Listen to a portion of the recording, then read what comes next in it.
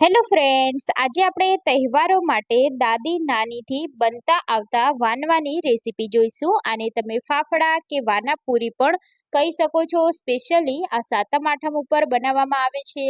આને એકવાર બનાવી તમે આને 15 દિવસ સુધી ખાઈ શકો છો. તો ચાલો જોઈ લઈએ. તો એના માટે મેં અહીંયા 1 કપ જેટલો બેસન લીધો છે. તો બેસનને આપણે ચાળીને જ લેવાનો છે. તો એમાં પરફેક્ટ એવું બાઇન્ડિંગ આવી જાય એના માટે મેં અહીંયા 2 ચમચી જેટલો મેંદો લીધો છે. જો તમારી પાસે અડદનો લોટ હોય તો તમે અડદનો લોટ પણ એડ કરી શકો છો. તો અહીંયા આપણે લોટને સરસ એવો ચાળી લેવાનો છે, જેથી આપણે લોટ બાંધવામાં કોઈ પણ જાતની તકલીફ ના પડે. તો લોટ એવો આપણે સરસ ચાળી લીધો છે. તો લોટમાં આપણે મસાલા કરીશું. તો અહીંયા સ્વાદ મુજબ આપણે મીઠું એડ કરીશું. અડધી ચમચીથી પણ ઓછી હિંગ એડ કરીશું. અડધી ચમચીથી પણ ઓછી આપણે હળદર એડ કરીશું. 1 ટેબલ સ્પૂન આપણે અહીંયા મરીનો પાવડર એડ કરીશું. 1 ચમચી જેટલો આપણે અહીંયા અજમાને હાથેથી મસળી અને એડ કરીશું. તો અહીંયા આપણે મોયણ માટે આપણે ફક્ત અડધી ચમચી જેટલું તેલ એડ કરવાનું છે. તો મોયણ અહીંયા વધારે પડી ના જાય એનું ખાસ ધ્યાન રાખવાનું છે, કેમ કે વાનવામાં મોયણ બિલકુલ ઓછું હોય છે. તો અહીંયા આપણે બધા જ મસાલા સાથે લોટને સરસ એવું મિક્સ કરી લેવાનું છે. તો હવે આપણે થોડું થોડું પાણી એડ કરી અને લોટ બાંધવાનો છે. તો હંમેશા વાનવાનો લોટ એકદમ કડક હોય છે. એમાં સહેજ બી ઢીલો હોય તો વાનવા તમારા સારા નહીં બને.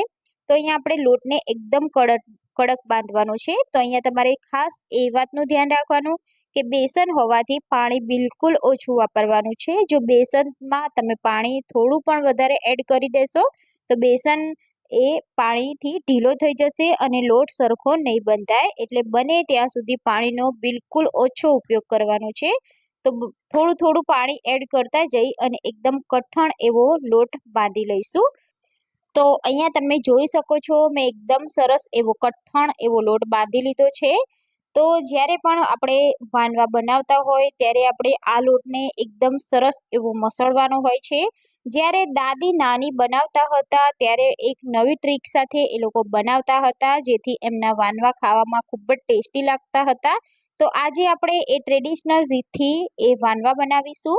તો વાનવાના લોટને આપણે સોફ્ટ બનાવવા માટે આપણે આ રીતે એક ચોપર બોર્ડ ઉપર વાનવાના લોટને રાખી દેવાનો છે અને આવી રીતે વાયણાની મદદથી તેના આપણે આ રીતે ટીપવાનું છે. તો આ રીતે ટીપવાથી લોટ આપણો એટલો સોફ્ટ થશે કે આપણા વાનવા બનાવતા બિલકુલ ફાટશે પણ નહીં અને એકદમ ક્રેક પણ નહીં પડે એવા આપણા વાનવા તૈયાર થશે.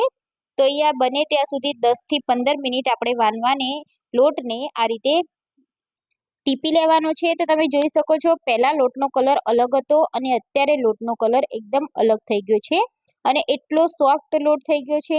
અહીંયા તમે જોઈ શકો છો કે લોટમાં બિલકુલ ક્રેક નથી પડતી. તો હવે આપણે એમાંથી એક પૂરીની સાઈઝનું ગુલ્લું બનાવી લેવાનું છે.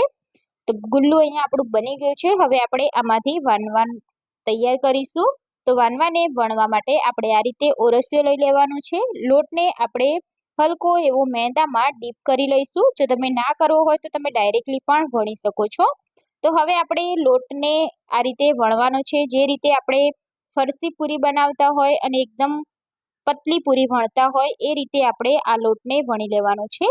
તો જેટલા બને એટલા પતલા હોય તો જ વાનવા ખાવામાં સારા લાગે છે. એટલે આપણે બને ત્યાં સુધી એકદમ પતલા, જે રીતે અડદના પાપડ બનાવીએ છીએ એટલા પતલા આપણે વાનવા બનાવવાના છે. તો અહીંયા તમે જોઈ શકો છો કે મેં એકદમ સરસ એવું પતલી આ પૂરી વણી લીધી છે. તો ફરીથી એકવાર બતાવી દઈશ કે થોડો એવો કોરો લોટ લગાવી અને આ રીતે આપણે એકદમ હલકા હાથે એકદમ પતલી પૂરી વણી લેવાની છે. તો કાગળ જેટલી પતલી આ પૂરી વણીશું તો આપણા વાનવા ખાવામાં ખૂબ જ સરસ લાગશે. તો લોટ કઠણ હશે તો વાનવા બિલકુલ પાટલા ઉપર ચોંટશે નહીં. તો અહીંયા તમે જોઈ શકો છો કે મેં અહીંયા વાનવા તૈયાર કરી દીધા છે. એવી જ રીતે મેં બધા વાનવાને વણી અને તૈયાર કર્યા છે. હવે આપણે તળવાના છે. તો તળવાની પણ એક નવી ટ્રીક હોય છે. જ્યારે વાનવા તળતા હોય ત્યારે ગરમ તેલ હોવું જોઈએ અને તેલ ગરમ થાય એટલે આપણે એક વાનવો અંદર એડ કરી દેવાનો છે અને ચીપિયો તૈયાર જ રાખવાનો છે અને ફટાફટ જ આપણે તેની સાઈડ ચેન્જ કરી લેવાની છે. તો જે રીતે આપણે અડદના પાપડ તળતા હોય અને તરત જ આપણે તેની સાઈડ ચેન્જ કરતા રહીએ છીએ, બસ એ જ રીતે આને પણ એ જ રીતે સાઈડ ચેન્જ કરી લેવાની છે. અને આ વાનવા તળાતા ફક્ત 1 થી 2 મિનિટ જેટલો સમય લાગે છે. ફટાફટ જ તળાઈ જાય છે કેમ કે ઓલરેડી આ પતલા હોય છે, જેથી એને તળવામાં બિલકુલ વાર નથી લાગતી. અને સાથે એમાં ચણાનો લોટ હોય છે એટલે ચણાના લોટને તળાતા બિલકુલ વાર નથી થતી. તો અહીંયા આપણું 1 જ મિનિટમાં આ વાનવું બનીને તૈયાર છે, તમે જોઈ શકો છો. તો હવે આપણે તેને બહાર કાઢી લઈશું અને એવી જ રીતે આપણે બાકી વધેલા વાનવાને તૈયાર કરી દેવાના છે. તો મેં પહેલાં જ કીધું કે જ્યારે પણ તમે વાનવા તળતા હોય ત્યારે તરત જ તેની સાઈડ ચેન્જ કરી દેવાની, નહીં તો વાનવા એકદમ લાલ થઈ જશે અને એના તળાતા બિલકુલ વાર નથી લાગતી. એટલે તરત જ તેને આ રીતે સાઈડ ચેન્જ કરી અને બંને સાઈડ એકદમ સરસ ક્રિસ્પી થઈ જાય ત્યાં સુધી તળી લેવાનો છે. તો આ વાનવાને તમે એકવાર બનાવી 15 દિવસ સુધી સ્ટોર કરી શકો છો અને સ્પેશિયલી આ વાનવાને રાધણસઠના દિવસે તો ખાસ બનાવવામાં આવે છે. તો તમે પણ ફ્રેન્ડ્સ આ વખતે રાધણસઠમાં વાનવાની રેસીપી જરૂરથી ટ્રાય કરજો અને તમે ચા સાથે ખાશો તો ખાવાની ખૂબ જ મજા આવશે અને બાળકોને તો બહુ જ ભાવશે. તો મેં અહીંયા બધા જ વાનવાને તળી લીધા છે, તમે જોઈ શકો છો એટલા ક્રિસ્પી અને એટલા ક્રન્ચી બન્યા છે કે જોતાં જ ખાવાનું મન થઈ જાય. તો તમે પણ ફ્રેન્ડ્સ આ રાધણસઠના દિવસે આ વાનવા જરૂરથી બનાવી લેજો. તમને મારી રેસીપી પસંદ આવી હોય તો વિડીયોને લાઇક અને શેર કરી દેજો. ચેનલ પર નવા હોય અને ચેનલને સબસ્ક્રાઇબ ના કરી હોય તો સૌથી પહેલાં ચેનલને સબસ્ક્રાઇબ કરી લેજો. બાજુમાં આપેલા બેલ આઇકોન પર ક્લિક કરી લેજો જેથી નવી નવી રેસીપીના નોટિફિકેશન ફ્રેન્ડ્સ તમને મળી જાય. તો ફરી મળીશું આપણે એક નવી રેસીપી સાથે. ત્યાં સુધી બાય બાય, જય શ્રી કૃષ્ણ.